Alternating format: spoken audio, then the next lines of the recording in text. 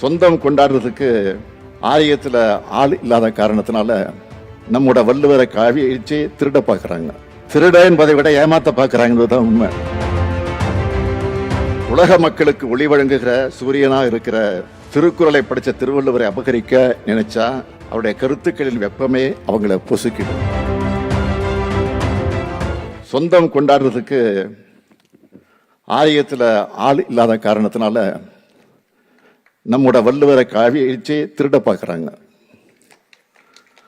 திருட என்பதை விட ஏமாத்த பார்க்குறாங்கன்றதுதான் உண்மை.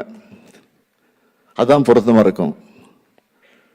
திருவள்ளுவர் என்பவர் உலகம் பழிப்பதை ஒழித்துவிட்டால் மழித்தலும் நீட்டலும் வேண்டாம் என்று சொன்ன பகுத்தறிவு கவி. தெய்வத்தால் முடியாததையும் முயற்சி செயல்படுத்தி காட்டக்கூடிய என்ற சுயமரியாதை கவியாக விளங்கினார். அனைவருக்கும் சமம் என்ற சமூக நீதி கவி அவர். உலக மக்களுக்கு ஒளி வழங்குகிற சூரியனா இருக்கிற திருக்குறளை படித்த திருவள்ளுவரை அபகரிக்க நினைச்சா அவருடைய கருத்துக்களின் வெப்பமே அவங்கள பொசுக்கிடும். திருக்குறளை படித்தால் மட்டும் போதாது, பரப்பினால் மட்டும் போதாது,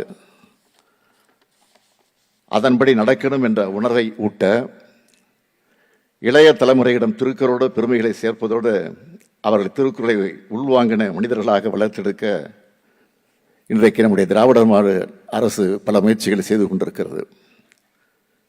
தீரா காதல் திருக்குறள் நிகழ்ச்சிகள், குரலவையும் போட்டிகள், குரல் இனிது நாட்டிய நாடகங்கள், மாணவர் திருக்குறள் மாநாடு, டிசம்பர் மாசத்துல குரல் வாரம், திருக்குறள் முற்றோதல் உள்ளிட்ட ஏராளமான முன்னெடுப்புகள் நம்ம திராவிட மாடல் அரசு மேற்கொண்டு வருது.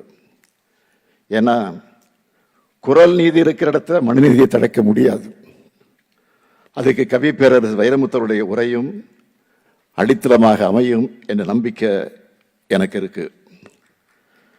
நம்ம இளைஞர்களுக்கு இருக்கிற தமிழ் பற்றை அறிவார்ந்த கருத்துக்கள், இலக்கியங்கள் வழியாக மேம்படுத்தி மானுட உணர்வுமிக்க மனிதர்களாக உருவாக்க வேண்டியது நம்ம ஒவ்வொருத்தருடைய கடமை. மொழி வாழ்ந்தால் இனம் வாழும், மொழி வீழ்ந்தால் இனம் வீழும். இதுதான் உலக வரலாறு நமக்கு தந்திருக்கக்கூடிய பாடமாகும்.